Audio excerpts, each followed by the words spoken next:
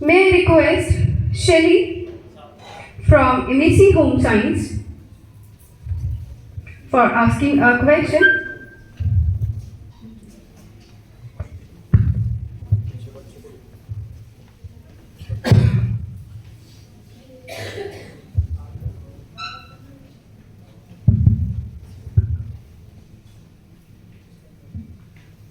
जय हिंद।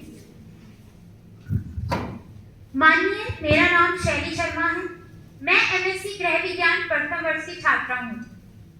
क्योंकि मैं भी एक युवा हूँ और आप मेरी इस आयु से निकल चुके हैं, इसलिए मैं यह जानना चाहती हूँ कि युवावस्था में जिस प्रकार हमारे लक्ष्य तक पहुँचने के लिए हमारा ध्यान भटकाने वाली बहुत सारी बाधाएं होती है, क्या आपकी भी थी?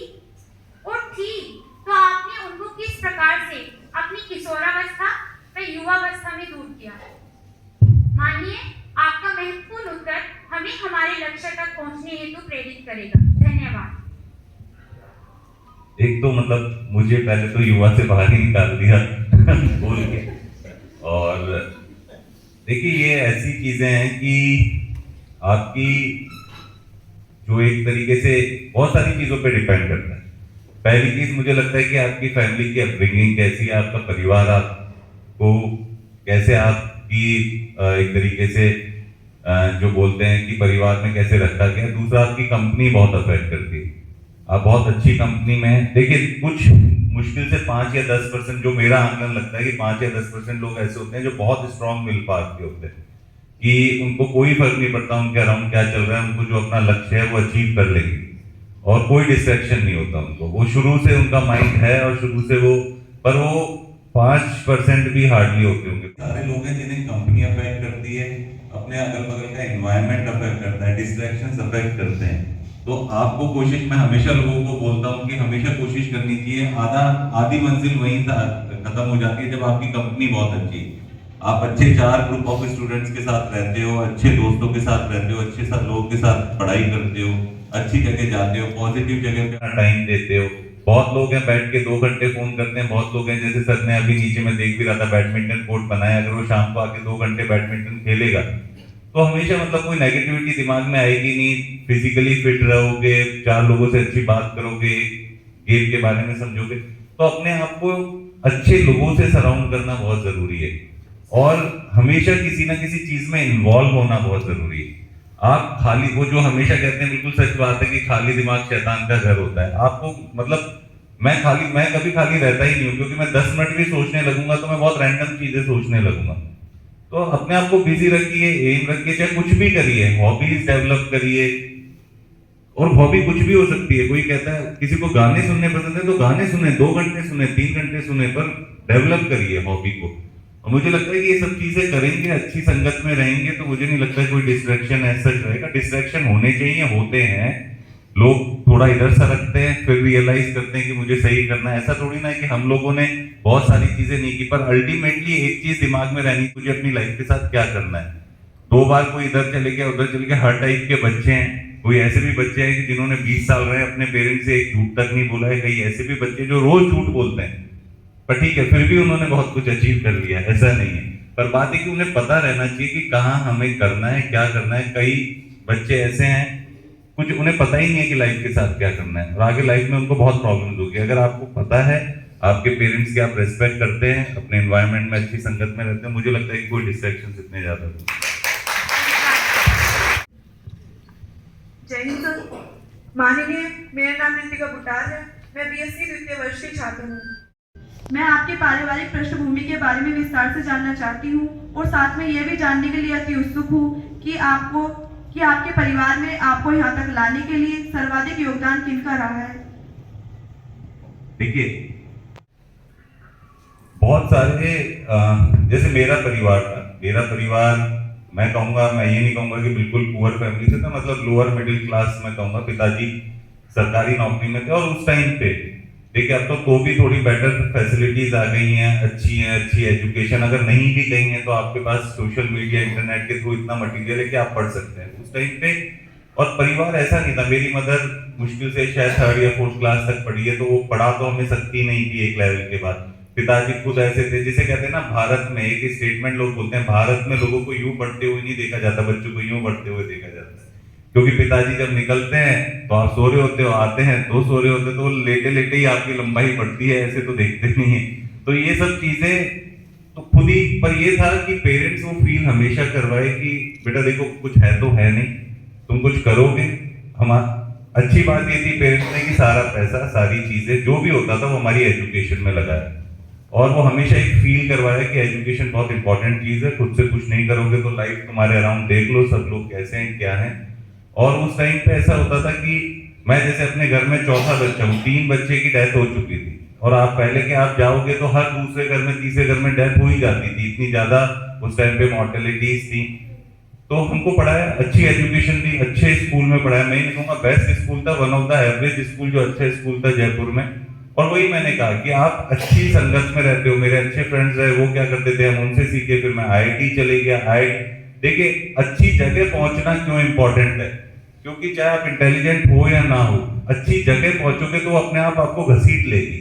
आप अच्छी कंपनी में रहोगे तो आपको पकड़ के वो ग्रुप अपने आप स्लो भी हो ना तो आपको पकड़ के अपने साथ, जैसे झुंड चलता है तो झुंड किसी को छोड़ के नहीं चलता, तो झुंड अगर अच्छा है और 2 लोग उसमें स्लो वॉकर भी हैं तो अपने साथ थोड़ा थोड़ा पेस पे।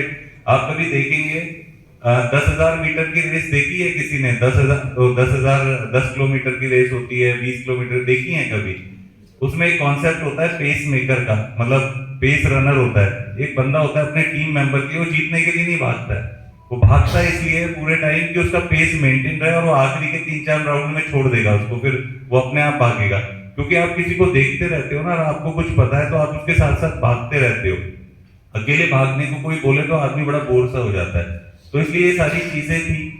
फिर मैं IIT चले गया, IIT के बाद मैंने टाटा स्टील में नौकरी भी की, और मैं फिर UPSC में आ गया। मेरा कोई सरकारी नौकरी में कोई इंटरेस्ट नहीं था, पर पेरेंट्स को क्या था यार कि तुम्हें पढ़ाने का क्या फायदा जब तुम्हें प्राइवेट नौकरी करनी थी, हमें पैसे से तो मतलब नहीं, हमें तो इज्जत से मतलब था। तो रोज मेरे को 1.5 साल में नौकरी करता रहता था, मुझे ऐसा फील करवाते रहते थे कि यार तू कोई काम का नहीं है तू, क्योंकि उनको मनी से मतलब ही नहीं था, उनको मनी से, प्राइवेट नौकरी से कितना भी कमाए कोई मतलब नहीं था। मेरा IIMs में हुआ, तब वो टाइम था कि जब मेरा IIM में हुआ तो मुझे IIM जाना था या फिर मुझे UPSC देनी थी। तो फिर मुझे लगा कि अब पेरेंट्स ने इतना बोला है, पेरेंट्स ने इतना किया है, पेरेंट्स ने अपनी पूरी लाइफ हम लोगों के लिए दी है, तो इतना तो हम लोग कर सकते हैं। और उन्हें लगता था कि क्योंकि मेरे परिवार से मैं पहला आदमी था जो इंजीनियरिंग IIT में गया, इतना कोई और परिवार से कभी गया नहीं था, तो उन्हें लगता था कि यार ये अच्छी जगह गया है तो ये कर सकता है। मैं अपने पूरी तहसील में, मतलब जैसे कहते हैं जैसे आपकी तहसील मवाना ही पड़ती है, पूरी तहसील में मैं दूसरा आदमी था जो UPSC में सेलेक्ट हुआ। और ये किस्मत की बात है, जो पहले व्यक्ति थे वो मेरे फादर इन लॉ हैं, जो मेरे ससुर हैं, तो पहले आदमी थे 20-30 साल पहले जो उस एरिया से सिलेक्ट हुए थे, और मैं दूसरा आदमी था जो उस एरिया से सिलेक्ट हुआ। तो अब आके हमें लगता है सर्विस में ठीक है, आज भी ऐसा नहीं है कि हमें ये नहीं लगता कि यार कहीं और ही होते, प्राइवेट नौकरी कर रहे होते, क्योंकि ये सर्विस भी बहुत सैक्रिफाइस मांगती है। ऐसा नहीं है, प्राइवेट नौकरी में क्या है, आप फ्राइडे को फोन स्विच ऑफ कर लो, मंडे को खोलो, आराम से पैसा अच्छा मिलता है, आप 10 जगह घूमने जाओ, काम भी करना पड़ता है बट ठीक है, पर आपको बहुत फ्रीडम है। सरकारी नौकरी जिस टाइप की हो गई है, आप बहुत कस्टेड हो, पब्लिक फिगर हो गए, तो हम लोग भी कई बार सोचते हैं, पर ये कि हम इस चीज से भी सोचते हैं कि आज जो है, चाहे आपके माननीय मंत्री जी बैठे हुए हैं, तो वो मुझे लगता है कि ये तो खुद चेयरमैन है इसलिए यहाँ नहीं बैठ पा रहे, नहीं तो मेरे से ज्यादा तो वो आपको बता सकते हैं जो उन्होंने अचीव किया है और सब चीजें अचीव की है। पर ये है कि वो उनका भी वही रीजन था घूम फिर के, और जो मुझे लगता है मेरा था कि जो इज्जत है, जो सोशल स्टेटस है, जो सोशल एक तरीके का एक्सेप्टेंस मिलता है, तो वो हमेशा एक सेटिस्फाइड रहता है कि हाँ समाज हमारी इज्जत करता है, समाज में हमारा कुछ रुतबा है। तो यही घूम फिर के हम लोग यहाँ पे पहुंच गए। अब आगे जहाँ पे भी दर्द, और इतना हमने सोचा भी नहीं था, बस ये था कि जैसी लाइफ चल रही है उसको लेते रहिए, वो चलती रही है, और हमेशा एंजॉय करिए। Thank you so much, sir. May I request Diya Rani from BCA to ask your question to sir? माननीय, मेरा नाम दिया है, मैं BCA द्वितीय वर्ष की छात्रा हूँ। मेरा मुख्य प्रश्न आपके व्यक्तिगत जीवन से संबंधित है। मैं यह जानना चाहती हूँ कि आप अपने फ्री टाइम में क्या करना पसंद करते हैं। धन्यवाद। देखिए, मैं मूवीज बहुत देखता हूँ, हम जिस टाइम में थे उस टाइम पे मूवी देखना और गाने सुनना बहुत खराब हैबिट मानी जाए। जैसे आज बोलते हैं ना कि शराब पीना और सिगरेट पीना खराब है, वैसे मूवी देखना और हमारी फैमिलीज में मूवी देखना, गाने सुनना, मतलब गाने सुनता तो बोलता है ये खराब हो गया, उस टाइप की स्थिति थी। और मैंने इतनी देखी है, ऐसे नहीं, मैंने हर टाइप की मूवी, हर कंट्री की मूवी, हिंदी नहीं, चाइनीज, जापानीज, रशियन, इतनी देखी है कि आप यकीन नहीं मानेंगे। जब यूपीएससी का इंटरव्यू होता है और जब फॉर्म भरना होता है कि आपकी हॉबीज क्या है, तो लोग बड़ा सोच समझ के भरते हैं। कोई भरेगा बास्केटबॉल, कोई भरेगा, मतलब अच्छी कि वो इंटरव्यू वाला पूछे तो उसे लगे कि हाँ कितना अच्छा बच्चा है, इसकी कितनी अच्छी हॉबी है। आप यकीन नहीं मानेंगे, मैंने भरा था वॉचिंग मूवीज ही सबसे पहले हॉबी अपने यूपीएससी के इंटरव्यू में, और मुझसे 5 क्वेश्चन सिर्फ मूवी पे आईएएस के इंटरव्यू में पूछे गए थे। तो मैं लोगों को भी यही कहता हूँ कि, और मुझे लगता है कि एक अच्छी मूवी देखना और उसके बारे में पढ़ना वो एक किताब को पढ़ना के बराबर है। पर यह है कि मूवी देखना ही, मूवी में फिर कुछ है, उसके बारे में पढ़ भी लिया, उसके बारे में समझ भी लिया, उसके बाद, और जो आप पता नहीं देखते होंगे या नहीं है, जैसे एक बार कभी कहीं बोमन ईरानी है, वो कपिल शर्मा के शो पे गए तो उनको वो बता रहे थे कि उनकी मदर उनको रोज पैसा देती थी, रोज जाते थे मूवी देखने, फिर अगले दिन फिर पैसा देती थी कि बोले फिर देख के आओ, तो बोले कि मैं कल देख तो ली, बोले नहीं, कल तो तुमने एक्टर के लिए देखी होगी, आज तुम डायरेक्टर के लिए देख के आओ, कल तुम प्रोड्यूसर के लिए देख के आओ, परसों सिनेमाटोग्राफी के लिए देखो। तो उस मूवी में 100 लोग काम कर रहे हैं, वो 100 लोगों ने अपने एस्पेक्ट से उस मूवी को बनाया है। हर कोई नहीं देखता। जैसे मैं अपनी वाइफ के साथ मूवी देखता हूँ जब बैठ के, तो वो अप्रिशिएट नहीं कर सकती है मूवी के वो जो छोटे छोटे एलिमेंट्स है, क्योंकि वो मूवी को मूवी की तरह देखती है। और मैं मूवी इतने टाइम से देखता आया हूँ कि मुझे एक एक चीज पता होगी कि वो कलर कॉम्बिनेशन भी क्यों डाला गया है, वो भी क्यों लिया गया है।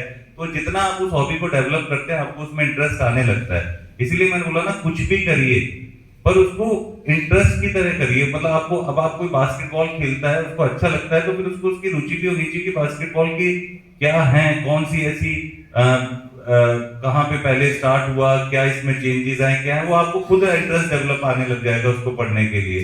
तो मुझे लगता है कि मैं खाली रहता ही नहीं, क्योंकि सबसे खाली आदमी क्या देखता है, मूवी देखता है।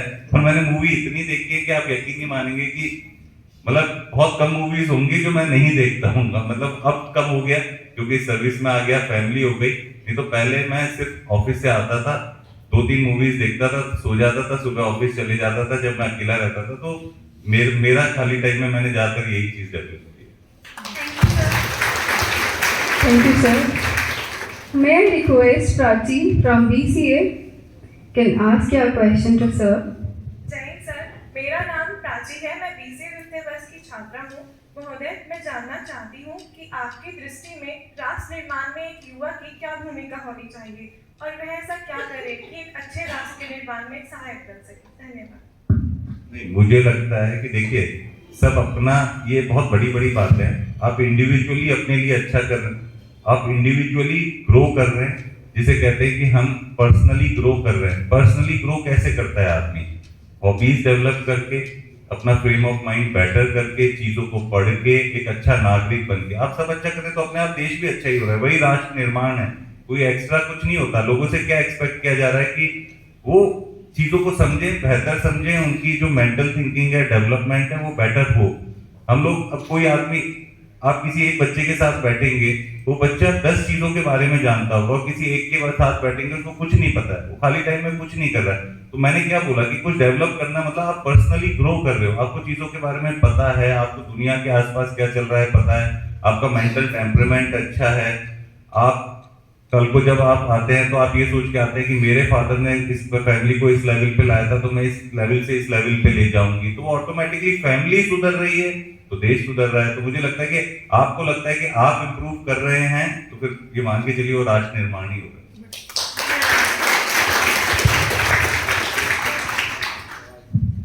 Thank you, sir. May I request Ram Sharma from BSc CS final year? You can ask your question to sir. जय हिंद मान्य मेरा नाम अवतार शर्मा है और मैं बीएससी कंप्यूटर साइंस का 3य वर्ष का छात्र हूँ।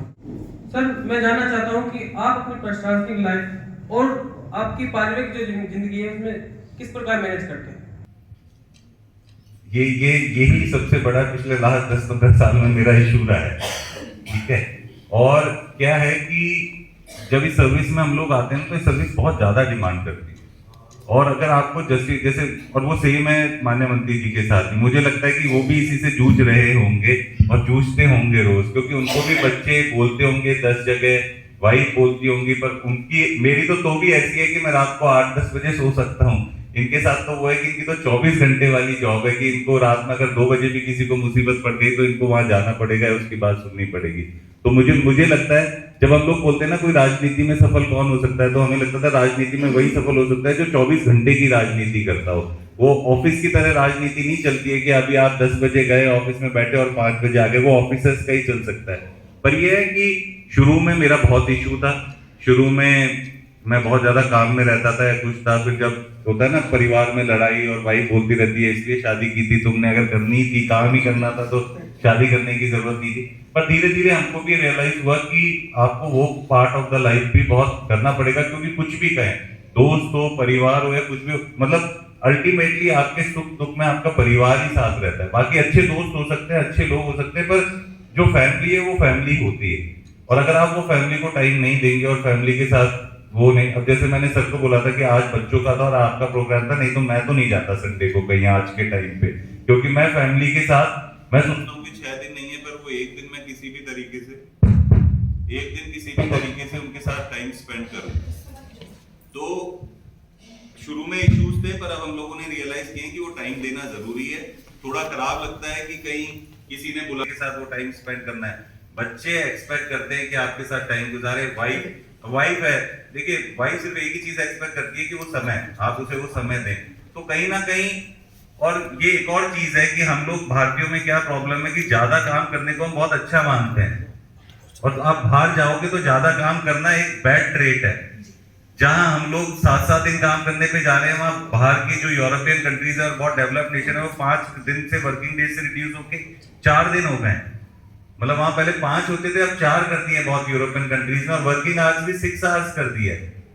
मतलब और हम 9 बजे ऑफिस से आ रहे हैं 10 बजे, तो वो लोग बोलते हैं कि भाई जर्मनी में काम नहीं होता क्या, जर्मनी तो इंडिया से और विकसित है कि जर्मन लोग, तो वो हम पे ये क्वेश्चन उठाते हैं कि शायद आप एफिशिएंट नहीं है, आप अपने टाइम को मैनेज नहीं कर पाते हैं, आप बैठे हुए हैं तो 2 घंटे किसी से बात कर रहे हैं, 1 घंटे किसी से बात कर रहे हैं। तो हम लोगों को भी टाइम, मैंने सीखा कि अगर मुझे पता है कि मुझे 4 घंटे में चीज करनी है तो फिर मैं भाग दौड़ करके पूरे 4 घंटे में कर लूंगा।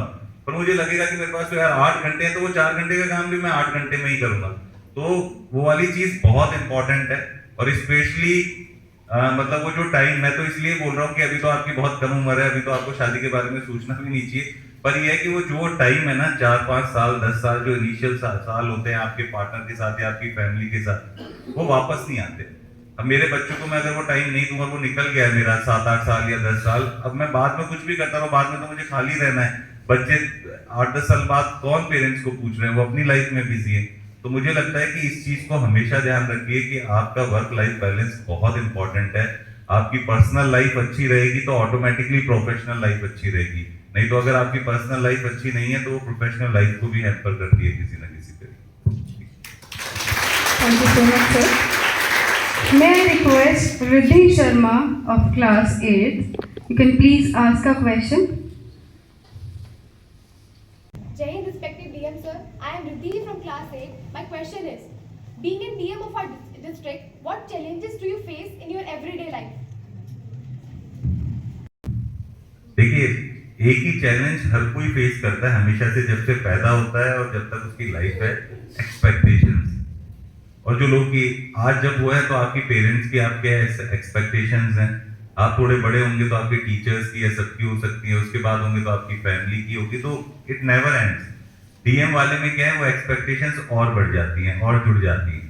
तो सिर्फ वही चैलेंज है आज के टाइम पे। पब्लिक आप विद टाइम भी देखेंगे कि पहले बहुत सारी चीजें चल जाती थी।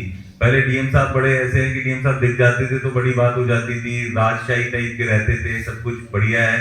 और डीएम अब आज के टाइम पे पब्लिक इतनी असर्टिव हो गई है कि उनको बहुत ज्यादा फर्क नहीं पड़ता। आप यूपी में हैं इसलिए थोड़ा आज भी रुतबा है डीएम का, आप दूसरे स्टेट में जाएंगे तो डीएम मतलब ठीक है डीएम है, किसी को ज्यादा फर्क नहीं पड़ता डीएम बीएम से। उनको एक्सपेक्ट करता है कि हमारे टैक्स से ये पैसा दिया जा रहा है, आपको जो सैलरी मिल रही है वो मैंने दी है, तो आपको अगर सैलरी मैं दे रही हूँ तो मैं एक्सपेक्ट भी करती हूँ कि जो सर्विसेज के लिए सैलरी दे रही हूँ वो आपको सर्विस देनी है। पहले क्या होता था, डीएम साहब कुछ करते थे तो अरे एहसान कर दिया डीएम साहब ने ये काम करवा दिया। पर आप लोग क्या बोलते हैं, क्या आपकी तो ड्यूटी है ये काम करवाना, आपको तो करना ही चाहिए काम। तो वो जो प्रेशर है वो बहुत धीरे धीरे, और जो अच्छी भी चीज है, क्योंकि प्रेशर ही एक आदमी को पॉजिटिव मोटिवेट करने के लिए वो होता है। कोई शिकायत कर रहा है, कोई कंप्लेन कर रहा है, कोई आके आपको बोलता है, तो आप थोड़े से एक्टिवेटेड भी रहते हो।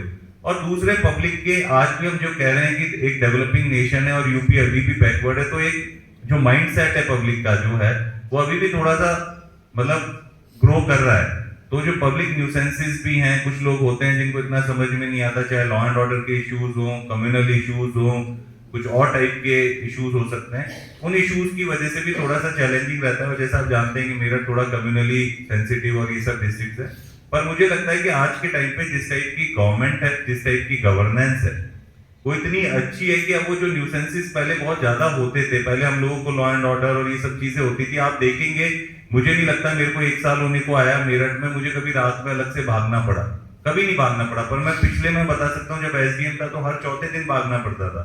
तो शायद वो गवर्नेंस में भी चेंज आया है, वो एक परसेप्शन में भी चेंज आया है। अब गवर्नमेंट छोटे मोटे इश्यूज को ना देखते हुए बड़े लार्जर इश्यूज को देखती है। जैसे आप अभी देख रहे हैं ग्लोबल इन्वेस्टर समिट हुआ, ये सब चीजें हुई कि चीजों को एक बड़े लेवल पे कैसे लाया जाए। और यूपी, जिसका नाम यूपी बिहार जैसे हमेशा एक पुराने या खराब, आज आप देखेंगे सब सारे पैरामीटर्स में सबसे ज्यादा अग्रणी या आगे यूपी को माना जा रहा है, और यूपी की जो वर्कफोर्स है उसको माना जा रहा है। तो मुझे लगता है कि चैलेंजेस यही रूटीन के चैलेंजेस है, इट्स नॉट एन इशू। आज के टाइम पे बहुत बड़ा इशू नहीं है एज अ डीएम को, बस लोगों की एक्सपेक्टेशंस हैं, और वही है कि जो डीएम को वो एक्सपेक्टेशंस के दबाव में रहेगा तो उसको बहुत बड़े चैलेंज लगेंगे। जिसको नहीं फर्क पड़ रहा उसको नहीं फर्क पड़ रहा, वो आराम से, कोई ज्यादा इशू नहीं है। तो expectations are the major challenges इस time. Thank you, sir. I may request Himanshi of class 8 ask a question to sir. Jai Hind, respected DM sir. My name is Himanshi from class 8. My question is, how do we cope with stress and demotivation? होना ही नहीं चाहिए, पहली बात तो। देखिए होता क्या है, अब मैं अपनी फैमिली में बताता हूँ। जैसे मैं जो स्ट्रेस और डिमोटिवेट नहीं होता और बहुत ज्यादा इमोशंस नहीं दिखाता, उसको लोग क्या कहते हैं कि यार तू तो इमोशनलेस है, तुझे फर्क ही नहीं पड़ता। मैं हमेशा कहता हूँ कि फर्क पड़ता है, लोगों को नहीं दिखता, इसका मतलब ये थोड़ी ना फर्क नहीं पड़ता। तो मेरा ये कहना है कि हमेशा खुश रहो और चीजें, मैंने वही बोला ना, अपने आप को इन्वॉल्व रखो। आप जितना अपने आप को इन्वॉल्व, अभी आप यहाँ बैठे हो, कोई स्ट्रेस हो रहा है? नहीं हो रहा, क्योंकि कहीं ना कहीं बिजी हो ना, कहीं खेल रहे हो, कहीं बिजी हो, कहीं मूवी देख रहे हो, कुछ पढ़ रहे हो। स्ट्रेस और डिमोटिवेशन वहां होता है जहां आप बैठने लगते हो, सोचने लगते हो, दिमाग चलने लगता है, वो कहीं वॉन्डर करने लगता है। अपने आप को बिजी रखो, कोई फर्क नहीं पड़ता। मैं बताता हूँ कि क्यों आपको, क्योंकि आप तो उस लेवल तक आ गए हैं, कई बच्चे तो जो कॉलेजेस में आ गए, पर स्कूल में कुछ अच्छा भी करना है ना, तो वो सेक्रीफाइस तो हमेशा मांगेगा, और सेक्रीफाइस बहुत ज्यादा मांगेगा, बी पढ़ाई में, बी स्पोर्ट्स में। हमें आज लगता है कि हम लोग इतना प्रमोट नहीं करते स्पोर्ट्स को। मुझे लगता है आईएएस बनना इजी है, पर क्रिकेट टीम में भारत की में खेलना उससे 10 गुना ज्यादा हुआ डिफिकल्ट। और डिफिकल्टी सिर्फ एक ही चीज से आती है। कुछ लोग बोलते हैं ना कि आईएएस टफेस्ट एग्जामिनेशन है, ऐसा नहीं। टफ क्या, टफ एग्जाम कुछ नहीं होता, एग्जाम टफ नहीं होता। जितने लोग उसको देते हैं और उसमें कितने लोगों की सिलेक्शन होने की वो है, वो एग्जाम ऑटोमेटिकली टफ हो जाता है, या वो प्रोसेस ऑटोमेटिक। अगर यूपीएससी सबसे ज्यादा लोग देते हैं और सिलेक्शन जितने से, इसलिए सबसे टफेस्ट एग्जामिनेशन माना जाता है। मेरे से अगर आज के टाइम पे पूछेंगे तो मैं ये बोलूंगा कि हर कोई आईएएस का एग्जाम क्लियर कर सकता है, पर हर कोई आईआईटी का एग्जाम नहीं क्लियर कर सकता, क्योंकि अंतर है। आईआईटी में एक बेसिक एप्टीट्यूड मांगा जाता है, कईयों में नहीं है। किसी को मैथ समझ में नहीं आती तो नहीं आती, और उसे नहीं आती तो वो नहीं निकाल पाएगा आईआईटी, मैं बता रहा हूं। पर आईएएस का एग्जामिनेशन सिर्फ हार्डवर्क मांगता है और थोड़ी सी इंटेलिजेंस मांगता है, थोड़ी सी। मतलब जिसे कहते हैं ना, जब हम तैयारी करने गए आईएएस की, तो एक टीचर थे, उन्होंने बोला यार देखो आपको गधा बनना है, बस थोड़ा सा इंटेलिजेंट गधा बनना है, आपका सिलेक्शन हो जाएगा। तो घोड़ा नहीं बनना, घोड़े बहुत तेज भागते हैं और बहुत जल्दी हाफ जाते हैं, गधे चलते रहेंगे। तो ये एक प्रोसेस है जो 1 साल का है। जब मैं आईआईटी की प्रिपरेशन करता था, मैं आपको बताता हूँ 2 साल का क्या शेड्यूल था। 2 साल का ये शेड्यूल था कि मैं 4 बजे मॉर्निंग में उठता था, अपना होमवर्क करता था, जो भी करता था, जो हमें कोचिंग में मिलता था। मैं 7 बजे स्कूल निकल जाता था, 1:30 बजे मेरा स्कूल खत्म होता था, 1:30 बजे से 2:30 दूर थी कोचिंग में, 2:30 बजे वहां पहुंचता था। 3 बजे से वो मेरी कोचिंग स्टार्ट होती थी, 8:30 बजे तक वो कोचिंग चलती थी। मैं वापस से 9:30 बजे घर पहुंचता था, डिनर करता था, सो जाता था। ये 2 साल यही जिया है। ऐसा नहीं है दुखी थे हम, यही जिया है। शादी नहीं गए, रिश्तेदारों की शादी नहीं गए, किसी की शादी में नहीं गए। खेलना तो हमें याद नहीं है कि हम क्या खेलते थे क्या नहीं। पर वो शायद 2 साल का हार्डवर्क आज पे किया है, क्योंकि फिर हमने 4 साल मस्ती तो की है कॉलेज में जाके, कुछ नहीं की। फिर यूपीएससी की तैयारी आई, फिर हमने 1 साल सिंसियरली बहुत पढ़ लिया, फिर हम यहाँ पहुंच गए। तो आज कंफर्टेबल लाइफ है उस मामले में। ऐसा नहीं है कि मतलब ठीक है डिफिकल्ट है, काम ज्यादा है, वो एक अलग बात है, पर इन टर्म्स ऑफ आपको गाड़ी है, आपको घर है, ये सब चीजें बहुत इजीली मिल गई हैं। तो मैं बार बार वही वाली चीजें कि जो हार्डवर्क है ना वो पुट इन करना जरूरी है, और हार्डवर्क का कोई रिप्लेसमेंट नहीं। आप कितने भी शार्प हो, आप कितने भी इंटेलिजेंट हो, हार्डवर्क है और जो सिंसियर है, हमने अपनी लाइफ में देखा है, इन एंड अराउंड देखा है, बहुत सारे लोगों को बर्बाद होते हुए जो बहुत अच्छे थे। एक बंदा जो सिर्फ सिंसियर था, जो डिसिप्लिन था, टाइमली आता था, टाइमली जाता था, टाइमली क्लास अटेंड करता था, वो अपनी लाइफ के साथ हमेशा कुछ ना कुछ अच्छा कर ही लिया। उसको लाइफ में इतना बड़ा इश्यूज नहीं हुए, और अपलोज चलते रहते हैं। स्ट्रेस तो आपके ऊपर है कि आप ये आज के टाइम पे इतना ज्यादा हो गया कि आप, अब हम लोग बात करते हैं स्ट्रेस, पहले कोई 10 साल पहले तो पूछता भी नहीं था स्ट्रेस क्या होता है।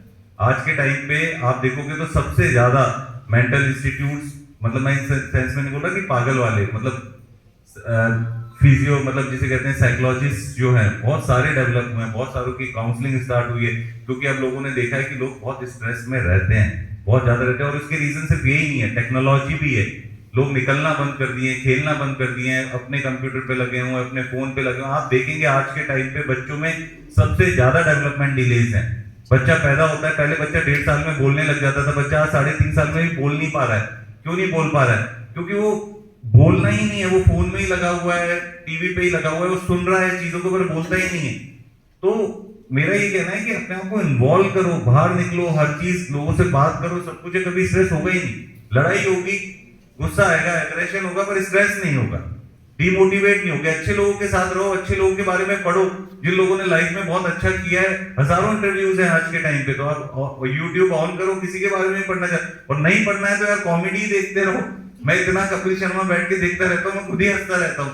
मैं पहले नहीं देखता था, पर मेरे को लगता है यार कि वो भी अपने आप में एक, मतलब होता है ना, एक थेरेपी। और आप मुझे भी देखोगे, मैं तो हमेशा, जैसे सर मानेंगे या नहीं मानेंगे, मैं तो कभी बहुत कम गुस्सा होता हूँ, बहुत कम गुस्सा। लोग मुझे यूं बोलते हैं जरा आपको गुस्सा ही नहीं आता इतना ज्यादा, और होता भी हूं तो दिखावे वाला होता हूं कि मतलब दिखाना है यार, गुस्सा दिखाना भी थोड़ा इंपॉर्टेंट है, नहीं तो कोई सीरियसली मुझे लेगा नहीं। तो ज्यादा सोचो ही मत, स्ट्रेस डिमोटिवेशन कुछ नहीं होता, मस्त रहो। आप तो 8th क्लास में हो, 8th क्लास में तो वैसे ही कुछ नहीं होना चाहिए। कोई अभी तो पढ़ना है, किस बात का डिमोटिवेशन और स्ट्रेस है। और पढ़ाई देखिए कोई फर्क नहीं पड़ता, जितना पढ़ सकते हो उतना पढ़िए, जितना सिंसियरली अपना टाइम दे सकते हो उतना टाइम दीजिए। हर टॉपर नहीं होना है हर किसी को, टॉपर तो एक ही होता है। हम कभी टॉपर नहीं थे, यूपीएससी में जितने टॉपर्स बने वो कभी टॉपर नहीं थे। टॉपर तो फिर 2, 3, 4, 5, 6 होते हैं, इसका मतलब ये तो नहीं कि बाकी लोग नहीं। और वो आप आजकल देखते हैं ना, वो एक मोटिवेशनल स्पीकर ने बोला था कि देखो यार 90% से ऊपर वाला आदमी, रील्स में देखते होगे ना, 90% से ऊपर वाला आदमी खराब है, बर्बाद है। सबसे अच्छा आदमी कौन है? जो 80% के अराउंड लाता है, क्योंकि उसने अपने पे भी पर्सनली ग्रो किया है। जो मैं बोल रहा था, अपनी हॉबी भी डेवलप की होगी, वो गिटार भी बजा लिया होगा, वो भी खेल लिया होगा। पर वो 90% वाला क्या किया होगा? सिर्फ पढ़ाई होगा और कुछ किया ही नहीं होगा। तो अभी तो 8th क्लास के हिसाब से वो सवाल भी सही नहीं है, आपको ऐसे सवाल भी नहीं पूछने चाहिए। ठीक है, Thank you, sir. Last but not the least, I may request Riya from class 12. You can ask your question. मैं जानना चाहती हूँ कि आपकी दृष्टि में राष्ट्र निर्माण में एक युवा की क्या भूमिका होनी चाहिए और वह ऐसा क्या करे कि एक अच्छे राष्ट्र के निर्माण में सहायक बन सके। धन्यवाद। मुझे कि इसमें कोई हेल्प नहीं करेगा, ये आपको ही करना है।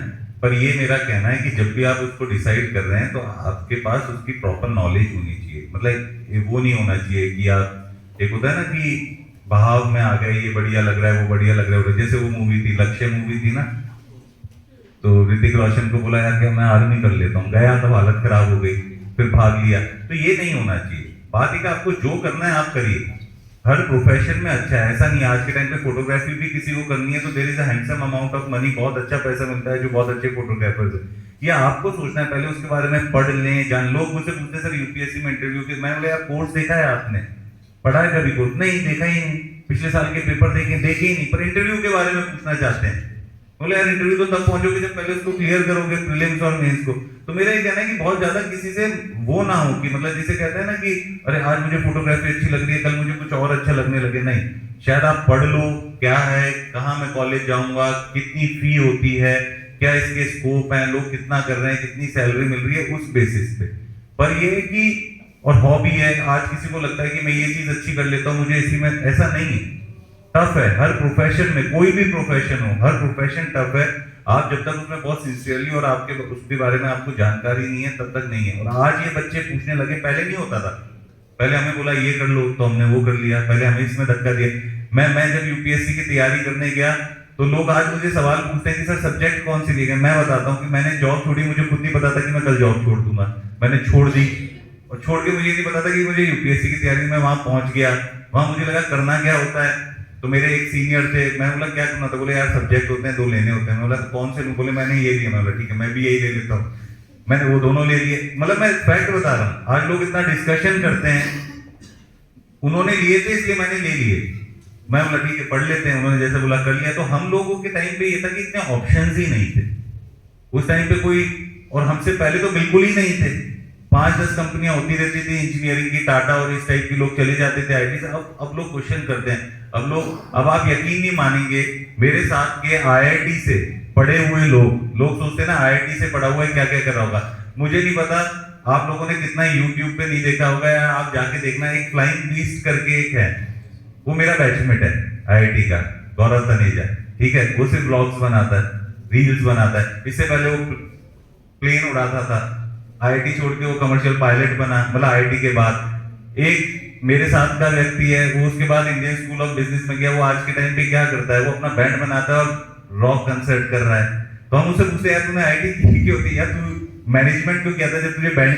पर मैं बता रहा हूँ कि हर किसी को जो अच्छा लगा उसने प्रोफेशन किया और उसमें पैसे कमा रहा है। आज गौरव तनेजा है, वो ब्लॉग बना के, वो ऐसी कोई गाड़ी नहीं है जो उसने नहीं खरीदी और करोड़ों की उसकी आमदनी है। शायद तो उसको अच्छा लगा उसने किया, पर बात है कि उन्होंने फिर उसको अपना प्रोफेशन भी बनाया। तो कुछ भी आप करो, कुछ भी अच्छा करो, कुछ भी स्टार्टअप करना है, कुछ मुझे कहीं नौकरी करनी है, इनके साथ जुड़ना है, इनके साथ काम करना है, खुद का करना है। पर बात ये कि होना फिर ऐसा चाहिए कि फिर उसमें आप मन से लगे और फिर आपको एक सक्सेस मतलब उसके बारे में जानकारी रहे। और ज्यादा किसी से बहुत डिस्कस करने की जरूरत नहीं है, थोड़ा बहुत डिस्कस कर लिया, पढ़ लिया। नहीं तो हर आदमी से पूछोगे ना तो हर आदमी के पास ज्ञान बहुत है, जैसे मैं दे रहा हूँ अभी, है ना। क्योंकि हम सक्सेसफुल हैं तो हम कुछ भी बोलेंगे तो सामने वाला आदमी सुन लेगा। हमें खुद नहीं पता कि हमें सक्सेस कैसे मिली है। वो यूपीएससी का पेपर भी है ना, अगर उसी को वापस से अगले दिन दिलवा लोगे ना तो आधे लोग जो सेलेक्ट हुए ना, आधे लोग बाहर हो जाएंगे। दिन की भी बहुत बात होती है और रिवर्स इंजीनियरिंग बहुत होती है। मैं जब सेलेक्ट हो गया ना तो मैं बहुत बताऊंगा लोगों को कि मैं कैसे सेलेक्ट हुआ, पर इंटरनली मुझे पता है कि मुझे खुद नहीं पता मैं कैसे सेलेक्ट हुआ। तो इसलिए लोगों के एक्सपीरियंस से सीखो, खुद पढ़ो, कुछ चीजों समझो, आज बहुत अवेलेबल है। और फिर बहुत अच्छे से 2 चीजें लाइफ में बहुत अच्छे से चुननी चाहिए, बाकी आप कुछ भी करो। एक तो अपना करियर और दूसरा अपनी लाइफ पार्टनर जिससे शादी करनी है। बस यही 2 चीजें आप अच्छे से अगर अपनी लाइफ में करोगे तो आपकी लाइफ अच्छी हो जाएगी। बाकी आप 2 साल मस्ती करो, इधर घूमो उधर घूमो, कुछ भी करो, कुछ गलत ट्रैक पे भी चले गए, आपकी कोर अच्छा है और अपब्रिंगिंग अच्छी है तो घूम फिर के आप सही ट्रैक पे आ जाओगे। तो इन सब चीजों पे ध्यान दीजिए और मुझे लगता है कि आगे लाइफ अपनी आपकी वैसी है। Thank you so much, sir, for your answers in a motivating way.